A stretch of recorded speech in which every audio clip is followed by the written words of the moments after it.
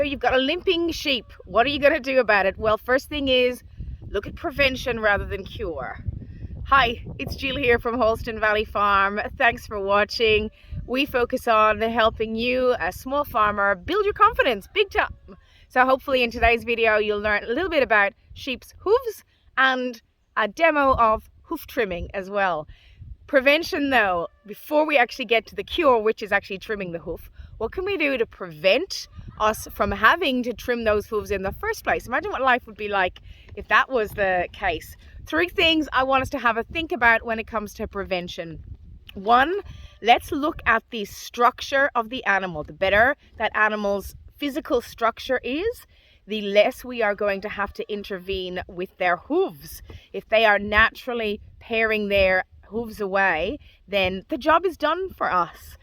Second thing would be ensuring that you have got elements in the environment that are going to help that animal to pare its own hoof. So when you are deciding what sheep to have on your property, or even if you're reconsidering the sheep that you've got, think about the land that you're on, the country that you're on, and what sheep would perform well in that country.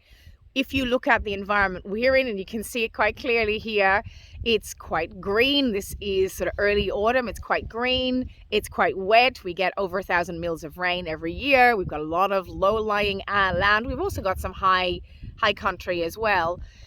But we chose and it gets cold here, so we chose a British sheep, and that's going to perform best in the conditions that we're in. Even though we're in Australia, these conditions aren't very sort of typically Australian. There's no desert here in Gippsland. So when we look at the amount of times we have to pare and trim our hooves, the hooves of our sheep, it's about 10 to 20% of our sheep per year. Yeah. So if you think about then having, for example, we went through over 100 sheep the other day, and we had to look at about 15 animals. And of those 15 animals, about sort of 5 of them were limping. So that is the quantity. Now I haven't looked at those feet for it. So that's good news. Only 20% there being able to need any attention. That's what we want. So prevention better than cure. But let's have a look at what hoof trimming actually involves. Ready? And we can get up close to the feet. Yeah. Okay, well, I won't cut if you're cutting. I'll just hold her. So we're just having a bit of a look here at some feet. We saw this ewe limping, and we're just going to have a bit of a look at her feet, check them over, and give her a little bit of a pair. As you can see here, nothing at the moment too bad or sinister. A little bit of cleaning up, maybe. I'm just going to tidy them up here. I'm just using a set of pruners actually, not even a hoof trimmer. I find these quite hardy. They tend to get used to the wet and dampness, so they don't rust like other feet trimmers would. You can see there's a little bit of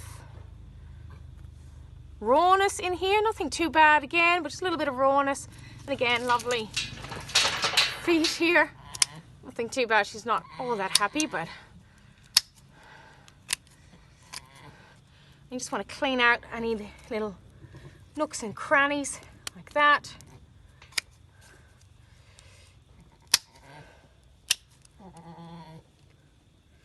You don't want to do too much at the back. Just give it a bit of a tidy up there.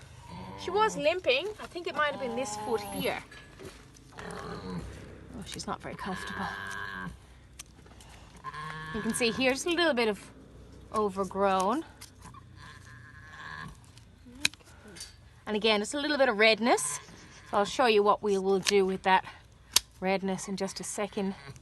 Again, cleaning out any debris as much as possible.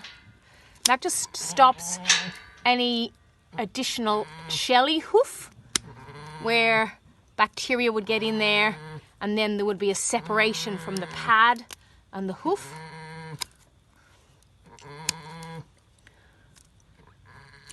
Ooh, that hit a nerve. Sorry.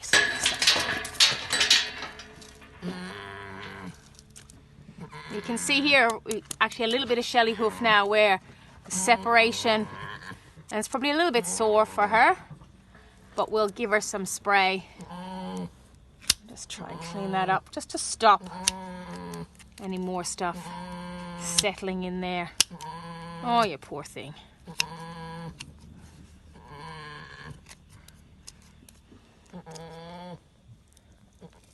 Oh.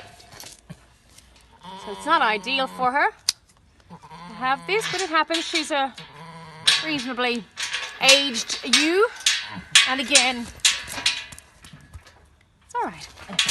This hoof is very similar, but not too bad. So we'll just get rid of those elements as well. You can see here where the shelly hoof has started to sort of pull back the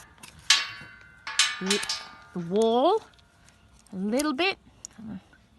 Probably will be a bit of a cavity here as well, here to get in there. If in doubt, you just pare a little bit at a time and come back and pare more. And the idea by doing this and just tidying her up and giving her a bit of a spray, we're going to stop any further issues that happen in here. Like, for example, this one would probably advance to a bit of an abscess. You can see it's just a little bit raw in there. So we do this, keep her nice and trim, and then might stop or prevent any further issues coming and happening with her hoof. And now we'll do a bit of spray. So if you hang there, I'll go grab the spray. Oh, cool.